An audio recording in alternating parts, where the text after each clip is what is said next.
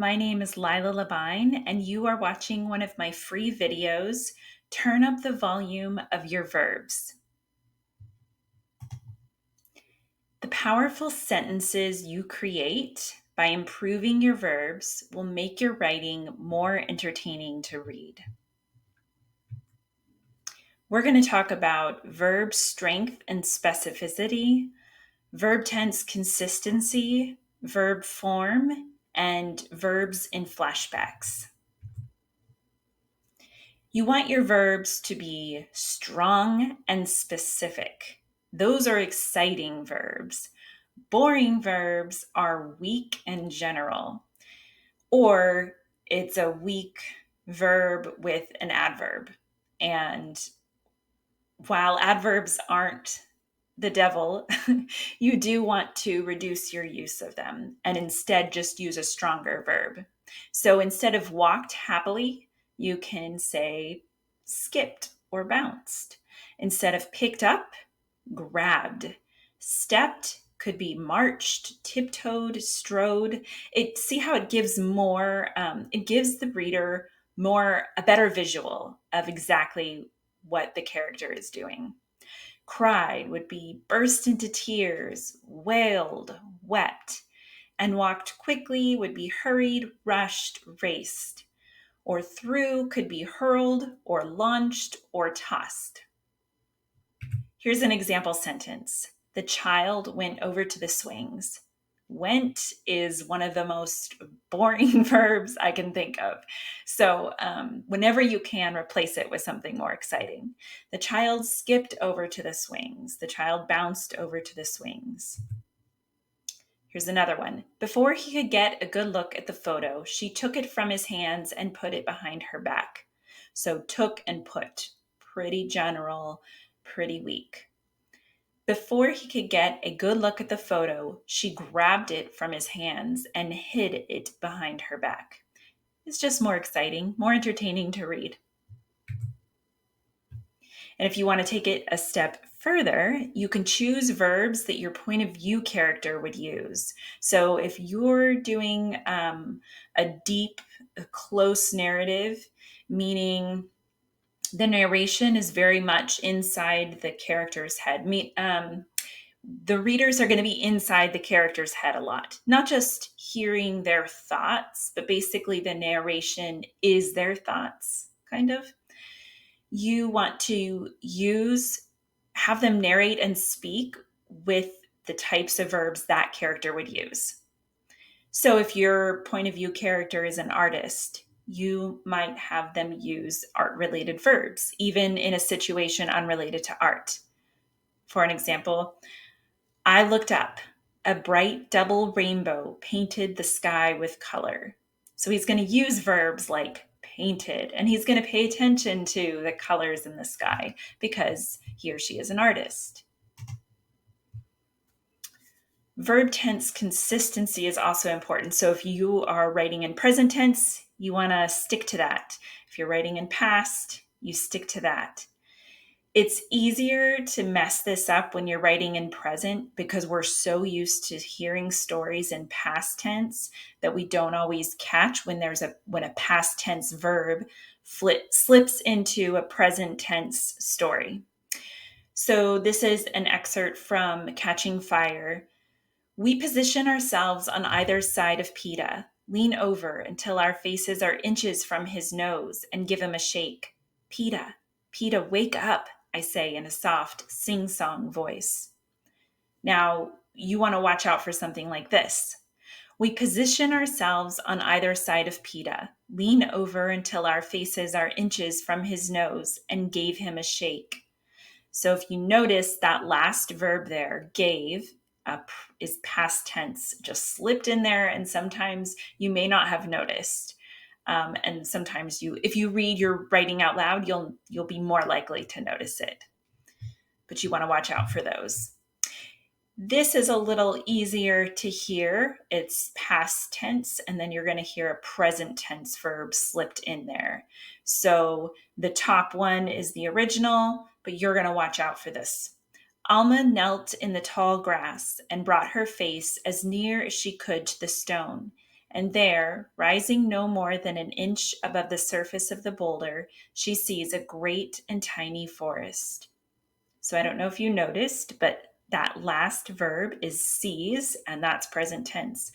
Yet the story is written in past. So you have to watch out for those. There will be exceptions because not every single verb in your present tense story or your past tense story is going to be present or past tense. For example, especially in dialogue, here's a story written in past tense. I will stop by tomorrow, he said. I promise. So he's speaking in future and present tense, right? But the he said cues us in, this is a past tense story. But of course, when he's saying it, he's going to be saying, I will. It wouldn't make sense for him to say, I stopped by tomorrow. So she grabbed his shoulders. Please don't forget, I need those papers. So again, she's speaking in present tense, but this is a past tense story. And so it's she grabbed his shoulders. This is present tense. She often thinks about him, about their trip to Japan 2 years ago. Was he unsure about their relationship even then? If she sees him at the gallery tonight, what will she say? So it's present tense, but she says, was he unsure about their relationship even then? And that's because she's thinking back to the 2 years ago. And then if she sees him at the gallery tonight, what will she say? Future tense, because now she's thinking about tonight, the future. So as you can see, it's not, you can't just go through and change every single verb to the tense you want. You have to make sure that for that particular sentence or paragraph, that's what works. It can get a little complicated, especially when you're writing in present tense. You would think that it wouldn't be that hard, but it is. So don't feel bad if you struggle with that. Sometimes even when I'm editing a present tense, I have to just take a break and then come back to it, and then I can see it because it can mess with your head. And then this isn't about tense, it's more about plural or singular verbs, but I just wanted to point it out. May and her friends board the bus. That's pretty, I think most of us understand that it should be board and not boards because May and her friends. So we need the plural form of board. But the next one can be a little trickier. The bag of library books is near the door. Why are we choosing is? Because when you're talking about something and then there's a prepositional phrase of library books, it's the bag we're talking about that is by the door. Yes, we're talking about the books as well, but it's the bag. The bag is near the door. So just take out that little phrase there, take out the of library books, and then see how it sounds. And then you can decide which verb to use. Either Alex or his friends have the tickets. In sentences where the two subjects are combined or are linked together with or nor, you're going to use the subject that's closer to the verb to help you decide which verb to use. So in this case, his friends is closer to the verb, and because that's plural, you're going to be using have.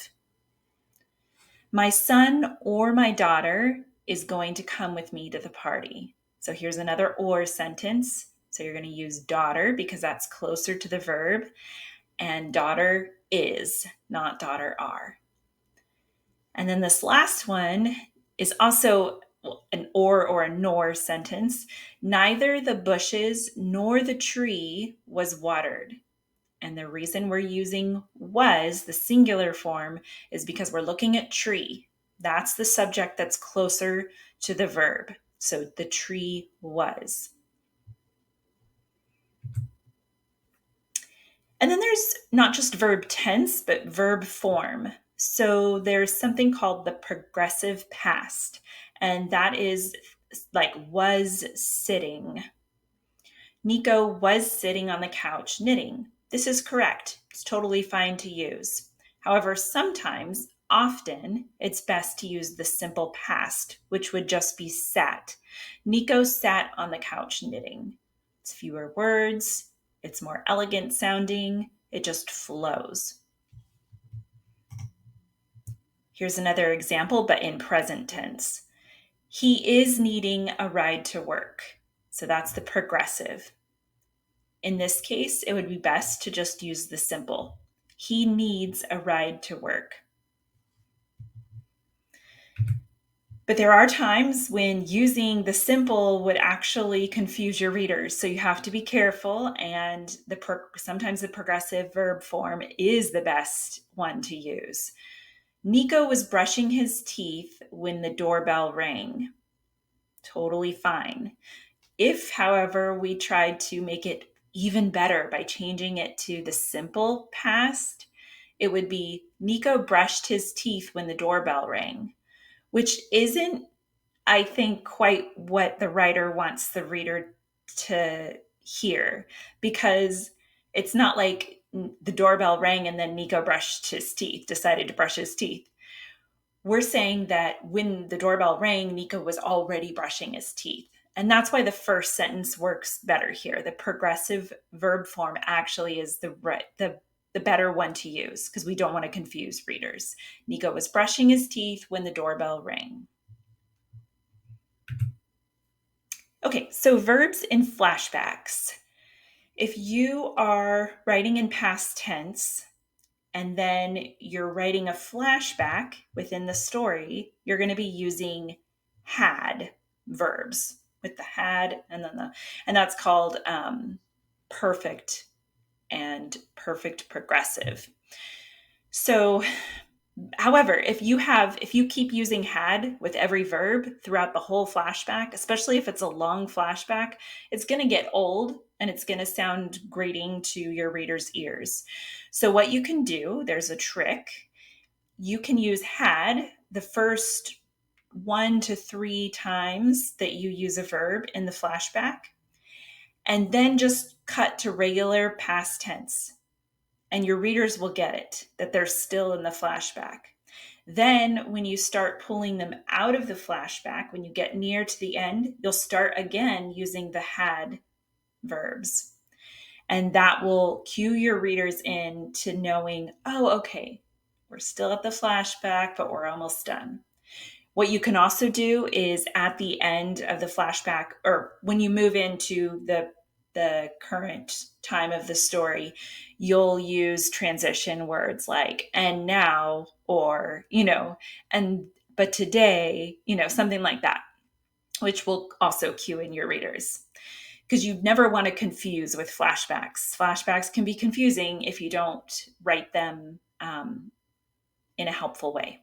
So I'm going to read this one, and you'll notice that the first few, or the first two, I use had. And then in the last two, I also use a had verb.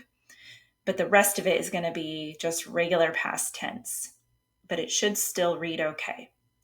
Henry had just bought his first car. It had taken him 2 years to save enough to buy the old red pickup truck from his neighbor.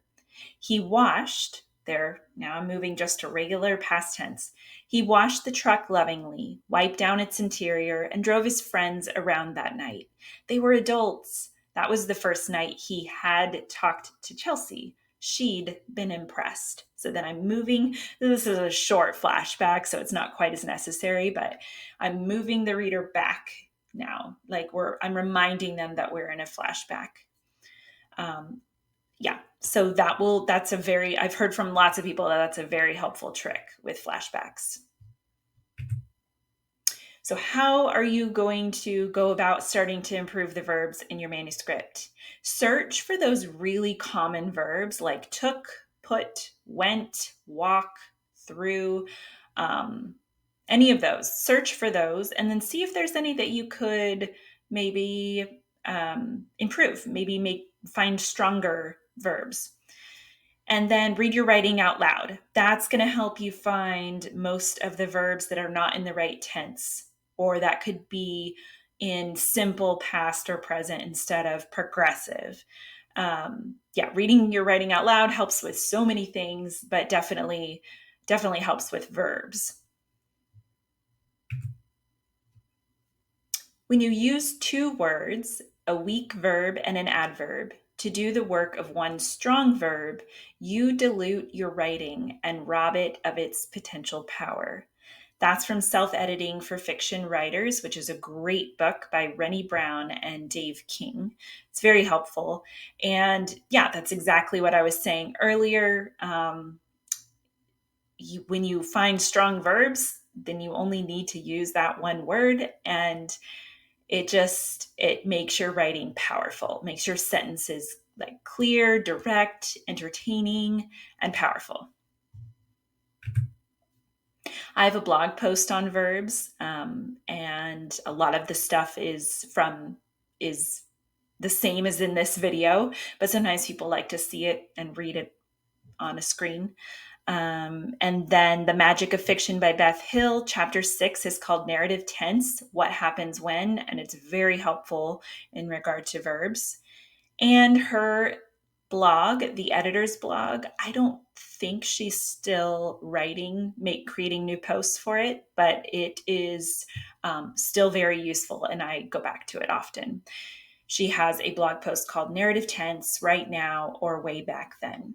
If you like this video, I have others. Please feel free to check them out. They're free. And if this way of learning works for you, if my explanations work for you, and you find it very helpful, please consider checking out my mini courses, which will be available for purchase in October. And basically, they are more in-depth versions of these videos, but on the topics listed here. And they will also include, you'll be able to see me actually editing some things, and that always helps. So thank you for watching, and I hope it was helpful. I wish you the best on your writing.